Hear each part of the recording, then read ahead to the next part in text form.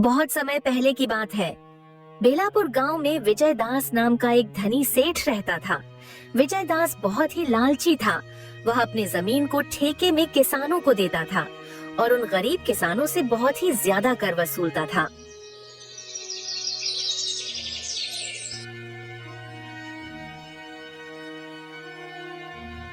इन किसानों की भी क्या जिंदगी है, बस दिन भर काम करते रहते हैं और सिर्फ 2 वक्त का रोटी के लिए। और हमें देखो, हम सिर्फ आदेश देते हैं और यह किसान हमारे लिए काम करते हैं। इसे कहते हैं सेठ विजय दास का दिमाग।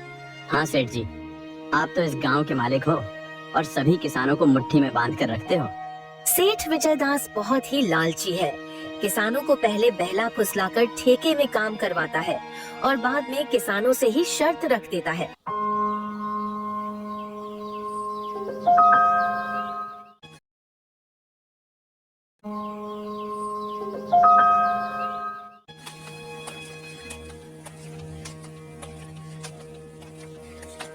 सेठ जी, मैंने सुना है कि आप किसानों को अपना जमीन ठेके पर देते हो।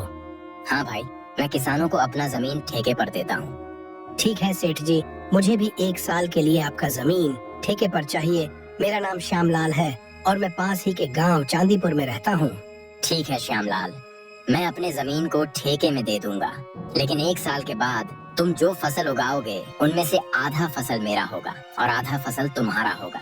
इसी तरह सेठ विजय दास अपनी जमीन को ठेके पर देता है, लेकिन किसानों के सामने एक शर्त रखता है कि फसल का आधा हिस्सा मेरा और आधा हिस्सा तुम्हारा होगा। चलो, जमीन तो मिल गया, अब इसमें खेती करता हूँ। उम्मीद है इस साल अच्छी फसल होगी।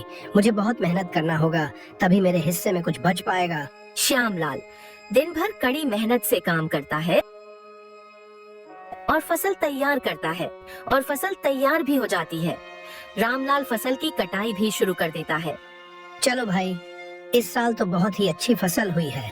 आधा जमींदार ले जाएगा, पर भी मेरे हिस्से में कुछ आ ही जाएगा। अरे सेठ जी, सुनते हो क्या? आपको पता है श्यामलाल अपने फसल की कटाई कर रहा है। इस साल तो श्यामलाल की फसल बहुत ही अच्छी हुई है। ऐसा बात है क्या? श्यामलाल आज फसल की कटाई कर रहा है? चलो फिर चलकर देखते हैं।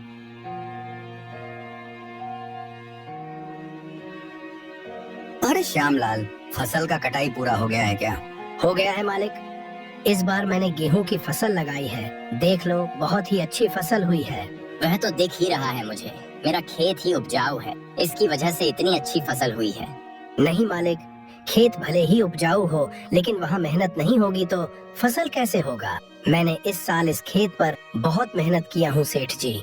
इस खेत पर गेहूं की फसल तैयार करने में मुझे कड़ी मेहनत से काम करना पड़ता था। इसकी वजह से इतनी अच्छी फसल हुई है। क्या बात कर रहे हो यार?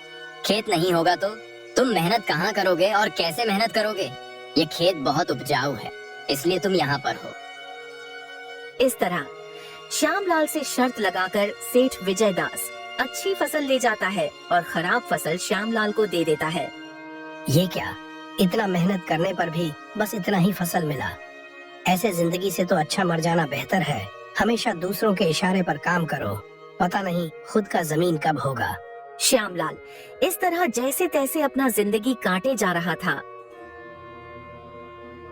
फिर एक दिन श्यामलाल का बेटा हरीश शहर में अपनी पढ़ाई खत्म करके अपना गांव चांदीपुर आता है और जब हरीश गांव का नजारा देखता है तो हरीश को बहुत दुख होता है। पिताजी, क्या हुआ हमारे गांव को? बहुत सुना सुना लग रहा है। श्यामलाल हरीश को सारी बातें बता देता है और गांव के सभी आपदा हालात और गांव के जमींदार के बारे में भी बता देता है कि किस तरह सेठ विजय दास किसानों को धोखे में रखकर किसानों का जमीन को लूटता है। चलो कोई बात नहीं पिताजी, दुखी मत हो, इस बार मैं खेती करूंगा। हरीश ने सेठ विजय दास को सबक सिखाने और सभी किसानों को इंसाफ दिलाने की प्रतिज्ञा ली। फिर एक दिन हरीश सेठ विजय दास जी के घर जाता है। सेठ जी, पिताजी की जगह इस बार मैं खेती करूंगा। मुझे ठेके में कोई भी एक जमीन चाहिए। अरे तुम जाओ, अभी तुम्हारे पास इतना ताकत नहीं है बच्चे कि तुम खेती कर पाओ। नहीं सेठ जी, आप ऐसा मत बोलिए, मैं पढ़ा लिखा हूँ, लेकिन हूँ तो एक किसान का बेटा ही ना। खेती मेरी धर्म है। चलो ठीक है, मैं मान लेता हूँ। और वैसे भी आजकल क्या काम रखा है, अब पढ़ लिख कर वैसे भी तुम बेरोजगार घूम रहे हो, इससे अच्छा तुम थोड़ा खेती बाड़ी भी सीख लो। आपका बहुत बहुत धन्यवाद सेठ जी। धन्यवाद बाद में देना, पहले मेरा नियम और शर्तें सुन लो। क्या शर्त है सेठ जी, आप बताइए। अरे यह लड़का तो नया नया खेती बाड़ी कर रहा है, चलो इस बार कोई नया शर्त बता देता हूँ। पिछले बार इसके पिता ने गेहूं का फसल लगाया था, यह भी गेहूं का ही फसल लगाएगा। अब की बार मैं यह शर्त रख देता हूँ कि ऊपर का हिस्सा मेरा होगा और नीचे का हिस्सा इस लड़के का होगा। अच्छा हरीश तो सुन लो, शर्त यह है कि तुम जो भी फसल लगाओगे उसका आधा हिस्सा मैं रखूंगा और आधा हिस्सा तुम रखोगे, लेकिन ऊपर का हिस्सा मेरा होगा और नीचे का हिस्सा तुम्हारा होगा। बोलो तुम्हें यह शर्त मंजूर है? ठीक है सेठ जी, मुझे मंजूर है। बिल्कुल ऐसा ही होगा जैसा आप चाहते हैं। फिर अगले ही दिन से हरीश काम करना शुरू कर देता है, लेकिन हरीश ने इस बार गेहूं के जगह आलू का फसल लगा दिया और आलू का फसल बहुत ही अच्छा हुआ।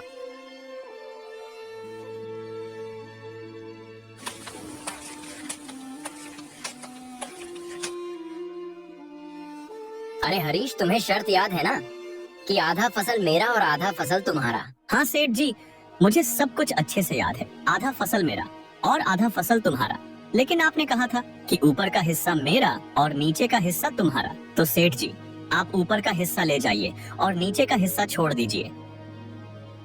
अरे सेठ जी, इस हरीश ने तो चालाकी मार दी। ये गेहूं की फसल की जगह इस बार इसने आलू की फसल लगा दी।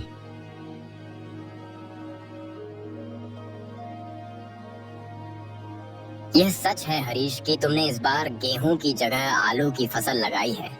हाँ सेठ जी, गेहूं की फसल पिछले बार ही लगाई थी। गेहूं का फसल अच्छी नहीं हुई थी ऐसा पिताजी बोल रहे थे, इसलिए मैंने इस बार आलू की फसल लगाई है। देखो ना, आलू की फसल कितनी सुंदर है। सेठ जी, आप ऊपर का हिस्सा ले जाइए और नीचे का हिस्सा छोड़ दीजिए। अरे क्या करूं मैं इस घास फूस को लेकर, जबकि तुम सब आलू ले जा रहे हो, तो ये घास फूस भी ले जाओ। आपका ही शर्त है सेठ जी, और आप ही शर्त मानने को तैयार नहीं है। मैं इस बारे में कुछ नहीं जानता हूँ, और आप ऊपर का हिस्सा ले जाइए, मैं नीचे का हिस्सा ले जाऊंगा। इस तरह हरीश ने चालाकी के साथ सेठ विजय दास को मुंह तोड़ जवाब दिया और सभी आलू को लेकर घर आ गया और सभी घास फूस को सेठ के हिस्से में छोड़ दिया। पूरे गांव में आज तक आपके सामने किसी ने चालाकी दिखाने की हिम्मत नहीं की है, और ये कल का आया हुआ लड़का आपको बेवकूफ बना दिया। अरे वो क्या बच्चा मुझे बेवकूफ बनाएगा? आने दो, इस बार तो उसको ऐसा सबक सिखाऊंगा कि वह हमेशा हमेशा के लिए याद रखेगा।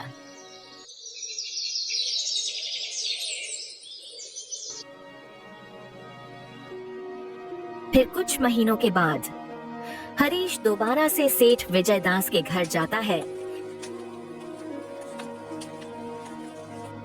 अरे लड़के, इस बार क्या चाहिए तुझे? ठेके पर जमीन चाहिए सेठ जी। फिर तो मेरा भी हिसाब सुन ले लड़के, इस बार कुछ चालाकी नहीं चलेगी। इस बार फसल का नीचे का भाग मेरा होगा, ऊपर का भाग तुम्हारा होगा। बोलो क्या तुम्हें यह शर्त मंजूर है? बिल्कुल मंजूर है सेठ जी। इस बार फसल का ऊपर का भाग मेरा ही होगा और नीचे का भाग आपका होगा। इस तरह हरीश सेठ जी से बात करने के बाद अपना घर वापस लौट आता है और फिर इस बार दोबारा से खेती करने की तैयारी में जुट जाता है। हरीश इस बार गेहूं की फसल लगाता है। इस बार तो गेहूं का फसल खूब अच्छा हुआ है, मजा आ गया। अब आने दो उस लालची सेठ को, फिर बताता हूँ उसको। कुछ सप्ताह के बाद सेठ विजय दास हरीश के खेत पर आता है। जैसे ही सेठ गेहूं के खेत पर पहुंचता है तो उसका दिमाग चकरा जाता है। अरे यह क्या, इसने तो इस बार गेहूं की फसल लगा दी। यह लड़का हरीश जितना मैं सोच रहा था उससे कई ज्यादा होशियार निकला। नमस्ते सेठ जी, कैसे हो आप? देखिए सेठ जी, इस बार मैंने गेहूं की खेती की है और आपने शर्त रखी थी कि ऊपर का हिस्सा मेरा होगा और नीचे का हिस्सा आपका होगा, तो फिर ले जाइए आप नीचे का हिस्सा। इस तरह से हरीश ने अपना दिमाग का इस्तेमाल करके फिर से सेठ को बेवकूफ बना देता है। अरे सेठ जी, उस छोटे से बच्चे का दिमाग तो देखिए। आप जैसे महाजन को भी अपने बुद्धि के बल पर बेवकूफ बना दिया। तुम सही कह रहे हो रामू, मैं उसको छोटा ही समझ रहा था। उसने तो मुझे बेवकूफ ही बना दिया। आने दो दोबारा, फिर उसको बताता हूँ। हरीश ने गेहूं की कटाई की और सारे फसल को अपना घर ले आया। हरीश गेहूं का फसल लाकर गांव के जरूरतमंद लोगों में बांट दिया। हरीश और उसके पिता दोनों ही बहुत खुश थे।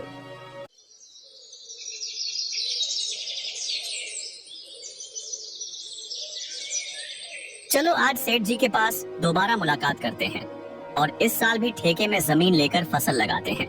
देखते हैं सेठ विजय दास इस बार क्या दिमाग लगाते हैं। अच्छा, तो तुम मुझसे मिलने दोबारा आ ही गए। अब क्या खेल खेलना चाहते हो मेरे साथ? देखो बच्चे, ज्यादा होशियारी बनने की कोशिश मत करना। मेरा भी नाम सेठ विजय दास है। मेरा तो नाम में ही विजय है। मुझसे ज्यादा चालाकी अब नहीं चलेगी। होशियारी मुझे नहीं आती सेठ जी, मैं तो एक गरीब किसान का बेटा हूँ। होशियार तो आप लोग करते हो और गांव के गरीब किसान के मजबूरी का फायदा उठाते हो। ये लड़के ज्यादा ज्ञान मत बांट, काम की बात कर, वरना यहाँ से चलता बन। सेठ जी चलिए काम की बात करते हैं। मुझे इस साल भी आपकी जमीन ठेके पर चाहिए। बताइए इस बार आपका क्या शर्त है? सेठ विजयदास थोड़ी देर सोचने के बाद कहता है, तो सुन लो मेरा शर्त। इस बार नीचे और ऊपर का हिस्सा मेरा होगा और बीच का हिस्सा तेरा होगा। तो बताओ, यह शर्त तुम्हें मंजूर है? बिल्कुल मंजूर है सेठ जी, जैसा आप चाहें। मैं तो किसान का बेटा हूँ, मुझे तो बस खेती करनी आती है। तो फिर ठीक है सेठ जी, अब मैं चलता हूँ, मुझे खेती भी करनी है।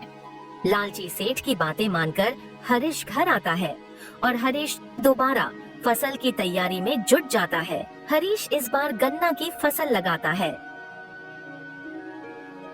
इस बार खेती में कौन सा फसल लगाया है बेटा? पिताजी, इस बार मैंने गन्ना की फसल लगाई है। गन्ना की फसल अच्छी है, इस बार भी काफी आमदनी होगी। चलो ठीक है बेटा, तुम ऐसा ही मेहनत करते रहो, भगवान तुम्हारा भला करे। लालची सेठ और उसका नौकर रामू दोबारा उस खेत पर आने लगते हैं। अरे सेठ जी, इस हरीश का दिमाग चकरा जाएगा। इस बार आपने बहुत ही बढ़िया शर्त रखा है। ऊपर का फसल भी आपका और नीचे का फसल भी आपका। अरे हाँ रामू, इस बार तो मैंने बुद्धि का सर्वश्रेष्ठ उपयोग किया है। देखते हैं कैसे बचता है श्यामलाल का बच्चा। इस तरह दोनों बातें करते हुए खेत पर पहुंच जाते हैं और जैसे ही खेत के पास पहुंचते हैं तो दोनों का दिमाग चकरा जाता है। अरे सेठ जी, हरीश तो आपका बाप निकला। देखो जरा, उसने इस बार कौन सा फसल लगाया है। अरे यह क्या, ये तो गन्ने की फसल है। अब बताओ भला, ऊपर और नीचे का मेरा होगा और बीच का हिस्सा उस हरीश का होगा। मतलब मैं दोबारा फिर से बेवकूफ बन गया, मान गया इस किसान के बच्चे का दिमाग को। कैसे हो सेठ जी, आप दोनों में क्या बात चल रहा है, जरा हमें भी बताओ। एक तो चोरी और ऊपर से सीना चोरी। तुमने मुझे इस बार भी बेवकूफ बना दिया। क्या भला मैं आपको बेवकूफ बनाऊंगा सेठ जी? आप तो दुनिया को बेवकूफ बनाते हो। जैसे आपने शर्त रखी है कि ऊपर और नीचे का फसल मेरा और बीच का फसल तुम्हारा, इसलिए मैं बीच का फसल लेकर जाऊंगा और आप ऊपर और नीचे का फसल लेकर जा सकते हैं। अरे वो किसान का बच्चा, अपने आप को होशियार मत दिखाओ। खेत भी हमारा और फसल भी हमारी। अरे रामू बस कर, चिल्लाने की कोई जरूरत नहीं है। ये हमारी ही करनी का फल है। हमने भोले भाले इन किसानों को बहुत तड़पाया है। आज पहली बार हमसे कोई पंगा लिया है और इस लड़के ने तो मेरा दिमाग ही खोल दिया है। समझ गया, मैं अब किसी भी किसान को परेशान नहीं करूंगा। सबकी मेहनत का बराबर पैसा दूंगा और जितना भी किसान का जमीन मेरे पास गिरवी है मैं सभी को वापस कर दूंगा। सेठ जी, आपने बिल्कुल सही बात कही है। किसान दिन भर मेहनत करते हैं अपना और अपने परिवार के पालन पोषण के लिए, और न कभी अच्छे कपड़े पहन पाते हैं और ना ही अच्छे खाना खा पाते हैं। किसान दिन रात दूसरों की पेट भरने के लिए अपना पेट जलाते हैं, इसलिए इनको तड़पाना ठीक नहीं है। इसका हक तो इन्हें मिलना ही चाहिए। इस तरह हरीश ने अपने बुद्धि के शक्ति से लालची सेठ को भी हरा दिया और सेठ विजयदास ने सभी किसानों का जमीन को वापस कर दिया।